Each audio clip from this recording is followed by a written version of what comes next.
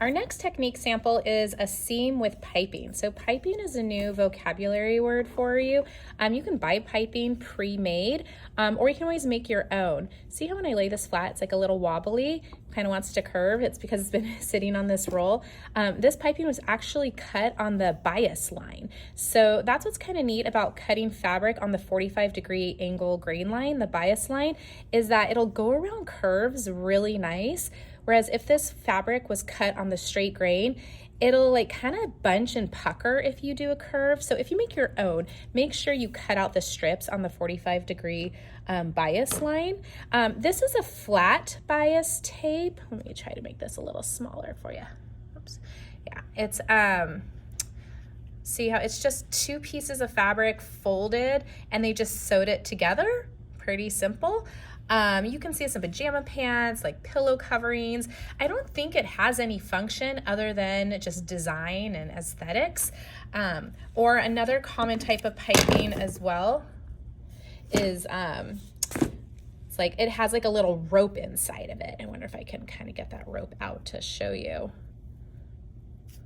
There you go, this is like a little black rope. So they wrapped fabric around this like string here. So if you guys have string at home, you can get it in different thicknesses. You can just get fabric, cut it on the 45-degree angle, wrap it around and sew it to it, and just make your own piping if you like. It's up to you. Okay, so you wanna cut some piping for this sample, and you'll get a swatch of fabric. We are gonna do a seam, so you'll need 2 pieces. And what we're gonna do is basically this guy gets sandwiched. So here's the raw edge. This is the side with a little rope. You can see the rope hanging out the end. We're gonna get all the raw edges lined up together. And it's really a good idea to actually just kind of baste or sew the seam allowances together of one side of your seam. So that way it's really secure in there. You're not worried about your piping wiggling. And then we'll take your other fabric and put right sides together and sew really close to the edge of the piping. So I'm going to take this to the machine. I'm just going to sew just right here in the middle of the seam allowance of the piping, sew it to our little swatch. I want to make sure my raw edges are lined up, so I should get my pins and pin it, and I will sew it together right now. Okay, I'm at the machine. I have my piping pinned to my fabric. The like 3-dimensional part of the piping is away from the raw edge, and the raw edge of the piping is lined up with the raw edge of the fabric. And I'm just gonna sew just kind of in the middle of the raw edge. You don't really have to backstitch, you can. The reason why I say you don't have to is because we're gonna actually secure this seam next. So it doesn't really matter, it doesn't hurt. And backstitch. Okay, make sure to take up leverage at the top, pick up your presser foot, pull it to the back, and cut your thread. Let's take a look. Okay, cool. So now it's attached to it. So I'm gonna get my other piece of fabric to sew it together. Okay, so the next step is to take your other piece of fabric, right sides together, pin it so the raw edges are all lined up evenly. Get that ready. All nice and secure. Okay. And the goal is we want to sew really close to the edge of the piping. We don't really want the piping seam allowance to show. We just really want to sew really close to the edge, like where the rope is. So you're going to want to change your presser foot. You most likely have some sort of zipper foot that came with your machine. That's a great foot to use. You can see this one gets really close. You can kind of see the bump outlined, and that's how you'll sew. You won't even really pay attention to the seam allowance because you're just going to sew so close to that bump. You will backstitch and sew all the way down.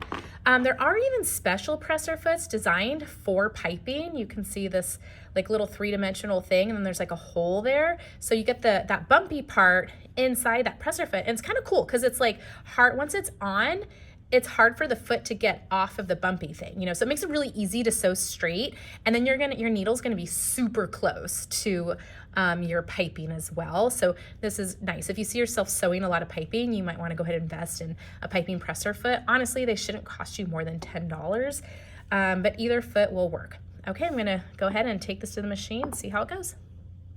So you'll have to figure out, how do I take off feet off my machine? A lot of your home machines, it's just kind of snaps on and off.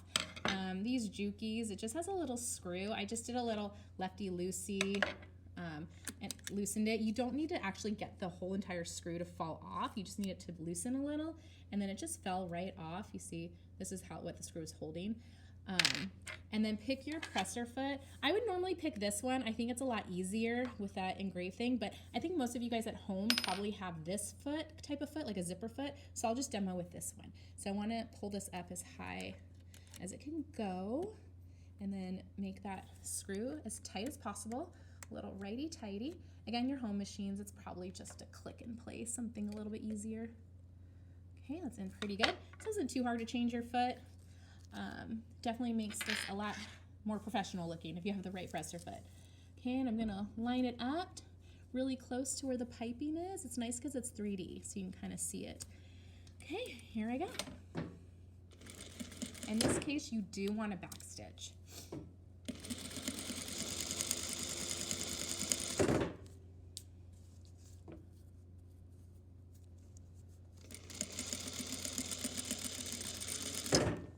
Okay, backstitch to finish. My take-up lever's in the highest position. I pull my fabric out towards the back so I don't bend my needle. And let's see how I did. There we go. I have a seam with piping in it, and it looks really nice. I don't see the seam allowance of the piping, so that's great. Looks good. So now all I have to do is just, with my seam allowance, I'll probably just go ahead and iron it to one side to finish. But there you go, piping in a seam. Okay, I wanted to show you a couple samples of piping. Here's actually a shirt that has piping on the inside. So this is like a really nice hanger appeal, I guess, as it's sitting on the hanger. Has this contrast white piping, and you know, when you go wash it, I mean, this is a very well-made garment to invest and put piping on the inside, because when you wear it, you don't even see the piping. So I thought that was really interesting. Here's a dress that has a huge piping around this little decoration. Kind of interesting. This I thought was really funny. This is when I was really young. I was like, oh, I want to make this tube top. It'd be so cute. So I have this stretchy knit fabric. I have elastic going all the way around. And I thought this cool gold lame piping was so pretty. So I sewed it in, but then when I put it on, the piping doesn't stretch, so I couldn't put it on. So I kept it because I thought it was a really good learning example that piping's not good around elastic. It doesn't stretch. So definitely think about that. Next time when I redesigned this, I just didn't put piping on the back. I just left it on the front so that the back could still be stretchy.